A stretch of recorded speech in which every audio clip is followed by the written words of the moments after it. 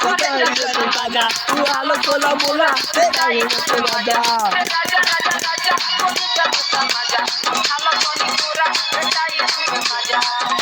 बहिया में कसी के सैया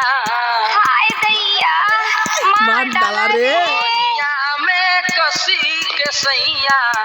मारे लो कचा पोई पोई बहिया में कसी के सैया मारे लो